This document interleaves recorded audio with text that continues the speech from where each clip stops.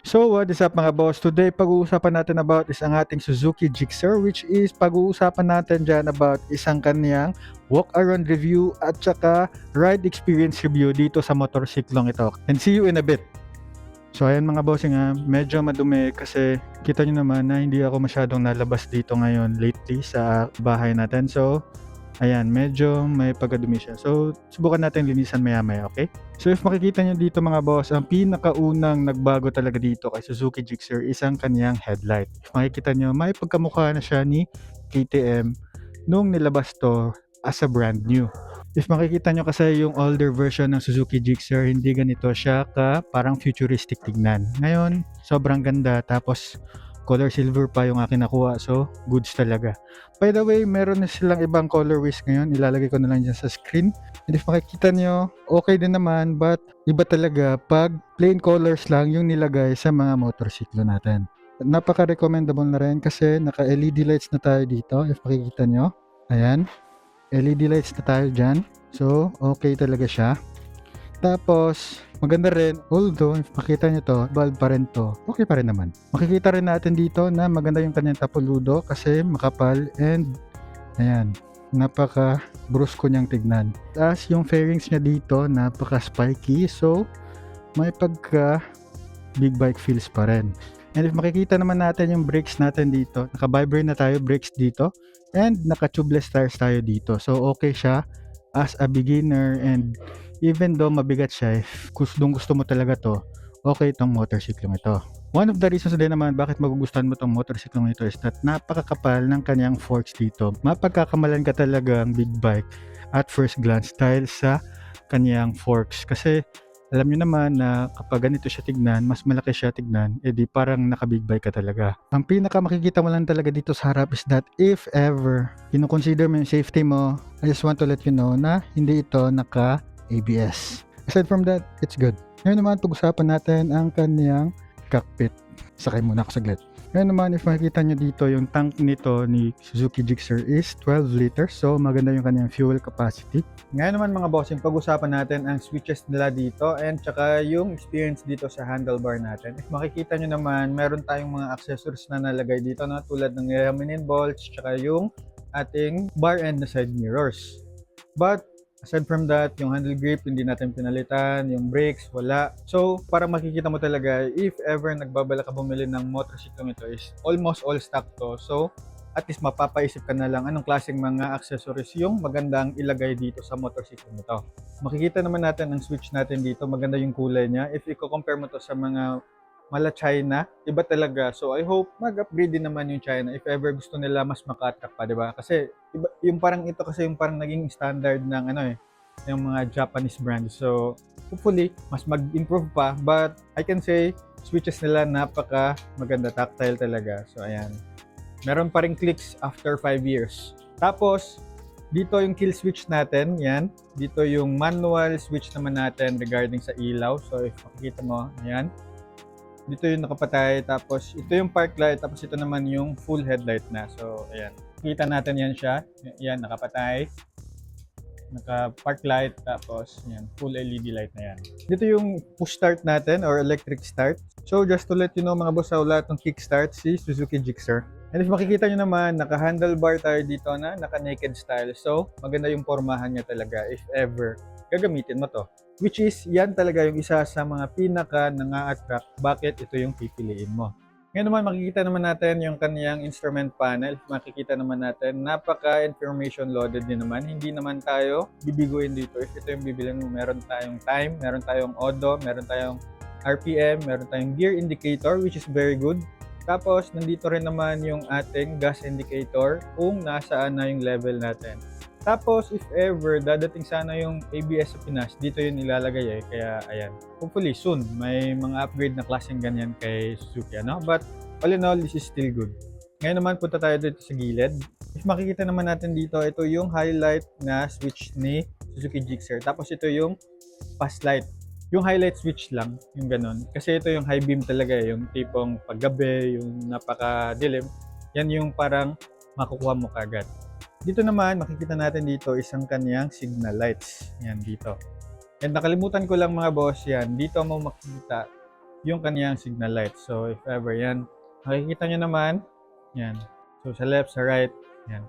And if ipipress mo yung sa gitna, yan, mamatay siya. So, ayan, maganda siya kasi separated na. And just to let you know, si Honda RS125Fi is hindi ganyan. Bali, isang signal light lang yung makikita mo dito sa kay RS.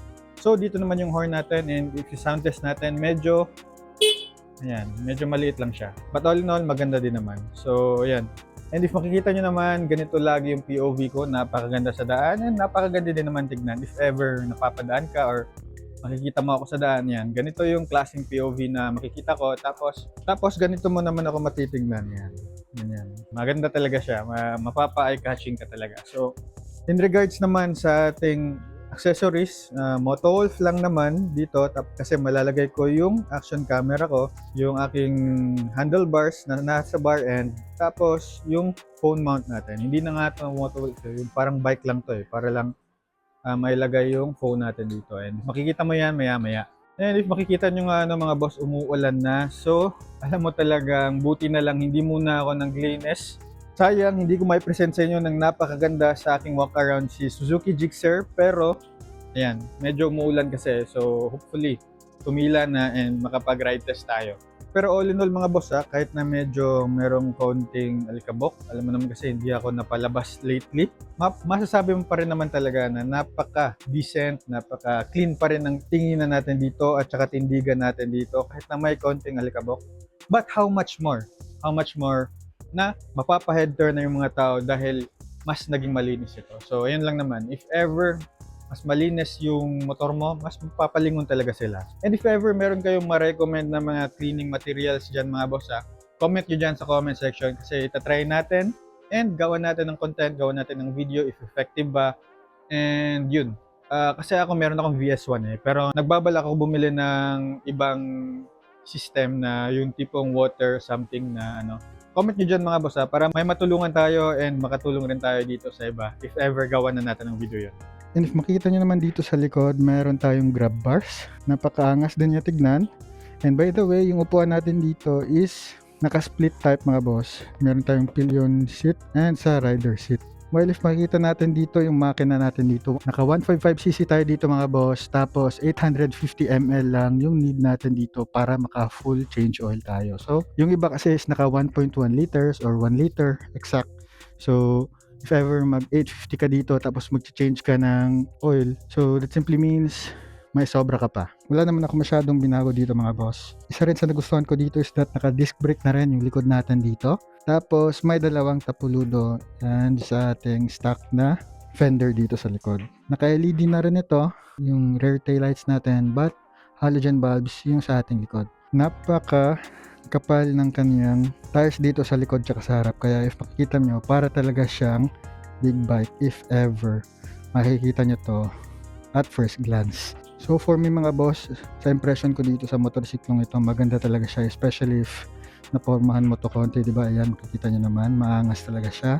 And siguro yung makikita ko medyo cons dito is kailangan mo talaga mag black shoes, kasi pag hindi ka magpa black shoes, may chance talaga na madumihan yung sapatos mo sa pag-shift ng gears. Alright? Other than that, we're good to go. So if nagugustuhan nyo rin ba si Suzuki Gixxer ngayon? Kasi if hindi pa, magte-test ride tayo and ipapakita ko sa inyo ano yung mga na-experience ko dito sa motorsiklong ito. Ready na ba kayo? If ready na kayo, then let's go. So what is up mga boss? Ngayon naman pag-uusapan natin ang kanyang ride test experience dito. Ano yung mga na-experience natin dito sa motorsiklong ito and ano yung pwede nating masabi regarding the impressions natin if mag-rides tayo gamit ang motorsiklong ito. So first natin masasabi dyan boss, especially talaga if manual, isang kanyang clutch. Ang masasabi ko dito is that smooth yung kanyang clutching mga boss. Hindi naman tayo nauudyok o yung tipong na napapakaldag tayo, yung ganun. If ever hindi natin ma-manage ng maayos yung clutching natin. So it's a good one for this motorcycle. Ang nagustuhan ko lang talaga sa mga manual motorcycles that kaya mong i-rev match yung motorsiklo mo. So that simply means if napalakas yung pagkapiga mo and hindi mo naman masyadong nabitawan masyado yung clutch mo, then alam mo talagang hindi ka mapapabilis or yung tipong mabibigla, yung tipong ganon, yung pagka-ride mo dito. So, yan yung parang pros kapag naka-manual motorcycle ka. Next naman na impression ko dito regarding this motorcycle is that if ever bumper to bumper ka, medyo may sakit dito. Ayan, sumasakit yung kamay ko dito kapag medyo na ano tayo sa traffic. Kasi, ayan, go, stop, go, stop. Yan. Medyo hindi siya malambot. Although smooth yung ating revving dito when it comes to traffic, bumper to bumper. Yan, for example, ganito, nasa likod, tapos go or mag-stop, yan. Yan. Maano talaga yung kamay mo dito. Magiging batak yung kamay mo dito if ever yan, gagamitin mo. Kasi medyo may katigasan talaga ang mga manual motorcycles or manual transmission in general. Next naman natin dito isang kaniyang braking system. Braking system niya dito, although nabanggit natin kanina na hindi siya ABS, it's a very decent naman. Kasi if ever gagamitin mo to, medyo nagdo-brake ka, ayan, hindi naman siya masyadong yung tipong dikit na dikit talaga yung brake, and hindi naman siya yung tipong parang loose na makakabahan ka na if ever palapit na ng palapit yung nasa harap mo, yung tipong ganyan na klaseng brake. Yan, ganyan naman kay Suzuki Gixxer. So okay siya, maganda siya, and may peace ka if ever gagamitin mo to. Especially mga boss ha, if daily, yan, for example ganito, yan, magbe-brake ka, ayan. So okay naman siya, as long as gamitin mo yung harap tsaka likod, yan, ma-maintain mo, then alam mo talaga that this motorcycle is a really decent performer. One tip ko lang dito if ganito, yan. Yan, if parang tingin mo hindi ka na makaka-stop, mag one gear down ka para makatulong yung engine brake sa iyo. Next naman, mga boss, I can really say maganda yung motor natin when it comes to straight roads tsaka mga light cornering. So, maganda siya kasi medyo makapal yung ating mga gulong dito. So, it gives us stability when it comes to light cornerings or kahit yung mga ganitong patulin na daan. Hindi siya magwawabol, hindi siya para matatakot ka. Kasi alam mo na this motorcycle gives stability. Ayan, no? And hindi ko nga nasama to mga boss, pero ang masasabi ko mga boss regarding sa mga lubak-lubak, napakaganda talaga ng motorcycle ito. Although naka-monoshock siya mga bossing, masasabi mo talaga na maganda pa rin ito. Bakit? Kasi napakaganda ng kaniyang monoshock suspension dito sa likod ng ating Suzuki Gixxer. And in terms of mga putikan naman or yung tipong mga off-road, medyo okay lang naman siya as long as hindi mabasa-basa yung daan. Kasi medyo slidey talaga if ever yung stock na gulong yung gagamitin nyo if ipang off-road nyo man tong motorcycle ito. So kaya niya ipang off-road, pero kapag naulan, medyo may putik-putik na, ayun lang talaga. Kailangan mo talaga siyang i-take care and i-maneuver ng maayos if ever ganyan yung road situations nyo. Ang best na marirecommend ko, huwag muna kayong mag-travel out agad if ever mapapa-trail roads na yung daanan nyo. So yan, mas maganda talaga na kumalma lang muna kayo if ever ayaw nyo malaglag yung motor nyo. But if ever you're up for the adventure, good to go to motorcycle ito, okay? And in regards naman sa actual experience mga boss, especially if naulan, medyo tanggal angas talaga tayo dito. So need tayo magsuot ng malalaking bag para masama yung raincoat natin. But if okay lang naman kayo doon mga boss, goods to go talaga, napakaangas, napakalakas ng dating natin dito sa motorcycle ito. Medyo magiging basang sisiw lang talaga tayo dito if naabutan tayo ng ulan, medyo malayo pa yung masisilungan, yan mga boss. Tanggal angas talaga pag basang-basa sa ulan tayo dahil wala tayong nadalang kapote. So, yun lang naman. So, that simply means this is really a good kind of motorcycle.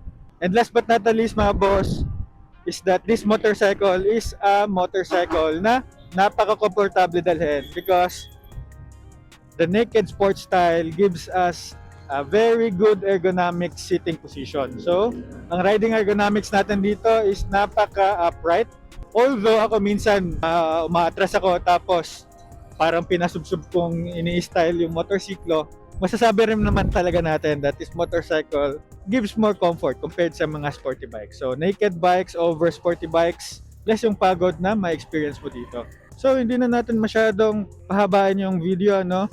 And siguro lang final thoughts natin. For the price of around 110,000, I can really say this motorcycle is a very good companion, especially if baguhan ka pa lang, gusto mo medyo maangas ka tignan or yung tipong may dating ka na hindi naman masyadong nakakasira ng bulsa. Suzuki Gixxer talaga is one of the best motorcycle recommendation na marerecommend ko sa inyo. If ever man naghahanap kayo ng motorsiklong mukhang big bike talaga, yun, ganyung klaseng impression. Kasi lately lang mga boss, nagpahangin ako ng motorsiklong ito and nakakatanggap pa rin naman ako ng compliment dito sa motorsiklong ito. So that simply means maganda yung pamporma and hindi ka talaga mapapahiya dito sa motorsiklong ito. So yun lang naman. And if ever you find this video very helpful mga boss, especially sa mga buying decisions nyo, sana nakatulong ako. And if you find this video very helpful sa inyo, you can follow me for more. Like this video and make a comment down below if meron ka mga questions or suggestions na pwede natin pag-usapan dyan together with the community. You can also support me mga boss by purchasing helpful products sa inyo, especially yung mga nasa affiliate videos ko katulad ng MotoWolf, yung action camera mount natin, yung side mirrors natin, yung sapatos natin. Yan, makikita nyo yan dyan sa mga affiliate videos ko. And always remember lang to ride safe and see you in my next video.